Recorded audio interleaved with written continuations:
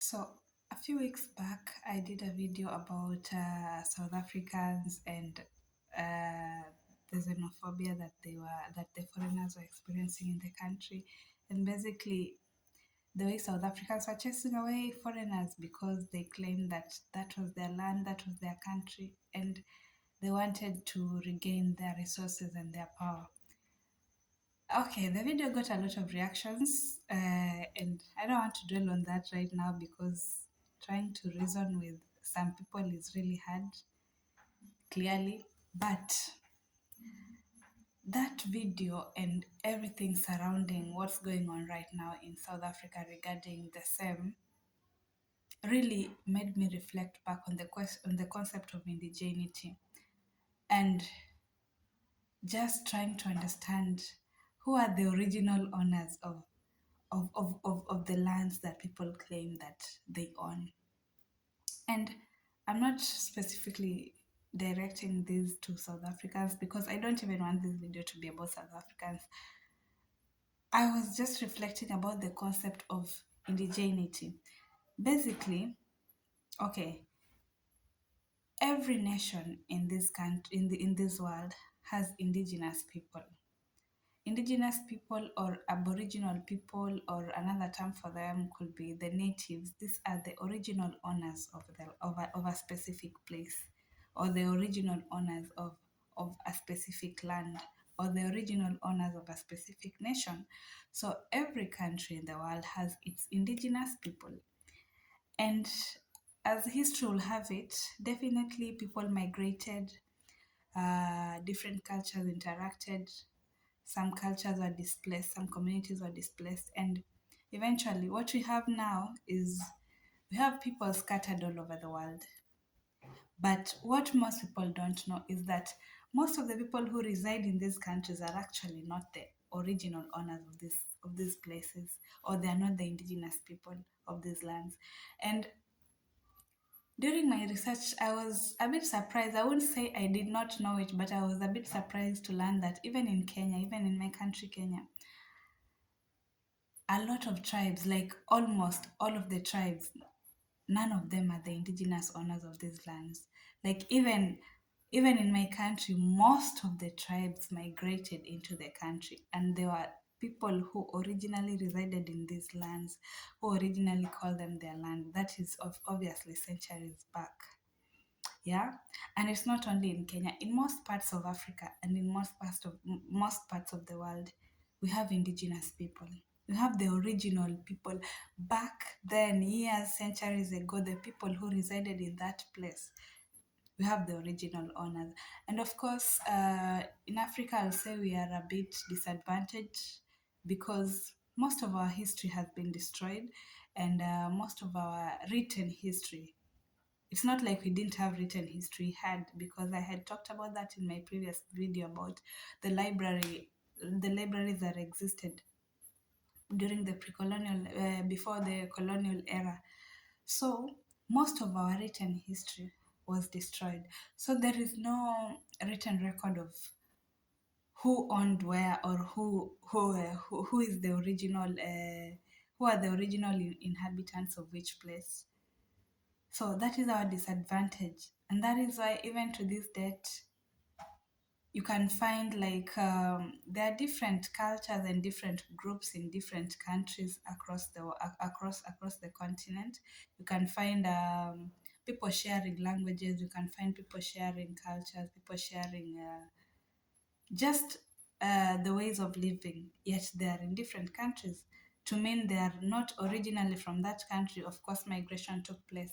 And I remember back in primary, we were taught about migration, how the different uh, groups and the different tribes basically migrated into different countries. And that's what happened. So when you look back at that, you come to the realization that even the people who are existing in the country that they are existing today, that is not their original country, and those are not their original lands. So, and I know this view is very,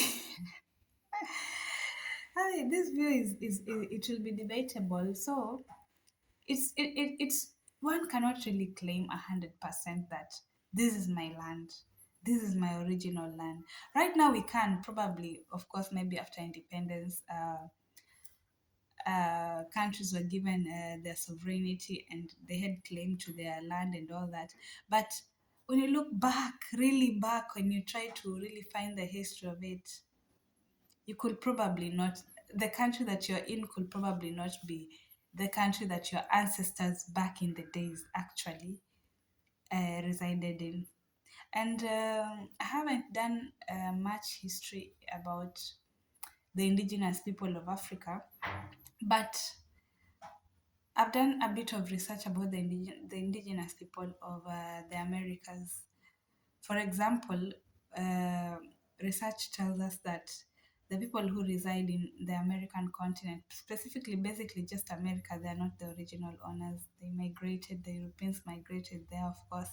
We understand during the colonization of US by the Britain, they had migrated there at the time. Yeah. And a country like Canada, I'll check that for example, because it's a country that I've at least done a bit of research about its indigenous people. You'll find that when the European settlers migrated into Canada, the indigenous Canadians or the Aboriginal Canadians basically experienced colonization just as we Africans experienced it. Like the experience was more or less the same. They were colonized by the Europeans. The Europeans took their lands. They killed the resistors. They took their children into residential schools. More or less the same thing as what we experienced in Africa, but I will say ours was a bit intense, of course, because I don't know, maybe because of the of racism or something of the sort, but they experience something similar to us. And to this day, you find that the Aboriginal Canadians, or the Red Indians as they are called, or the Aboriginal Americans, most of them do not really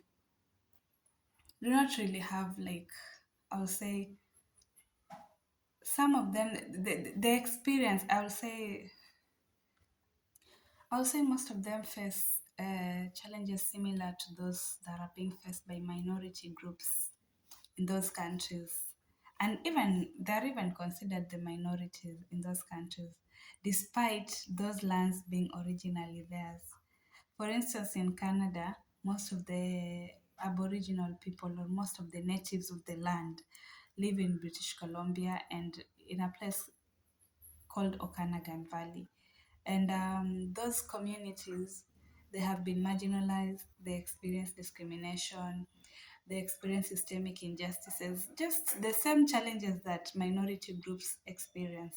But one of the steps that has been commendable by the Canadian government, that the Canadian government has taken to try and reconcile the injustices that were done to these people, is through the formation of a Truth and Reconciliation Commission. And this commission, basically, it's trying to repatriate the indigenous people and return their lands that they took. That is one. They're trying to reintegrate them back into the society. They're trying to help them deal with the trauma, the generational trauma that they experienced from colonization. They're trying to give them a space whereby they can continue practicing their cultural practices, and they can basically keep their culture alive.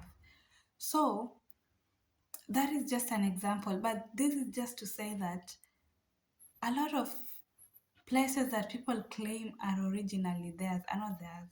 Even in Australia, we've seen that the natives are actually, most of them are the black Australians, the ones who live in the jungle, and they've been sort of alienated from society, and they just live their own lifestyle. Those are some of the aboriginals of Australia.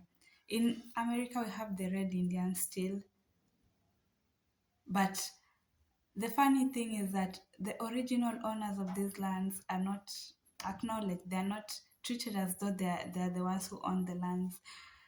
they are still marginalized. So sometimes it's just a reflection, it's just a thought, and you're like, even when people come forward and they're like, go back to your land, the same way South Africans are saying, go back to your land, you reflect and you're like, is this really your land? Because before the partition of countries and even the partition of Africa, in other places, migration was a thing and it was a very big thing. People moved, people took up places, people displaced each other, people fought. So you cannot really claim that this is yours. You can, but still you cannot. Because on paper it could be yours, but historically probably it belonged to someone else. I don't know, man, just a thought.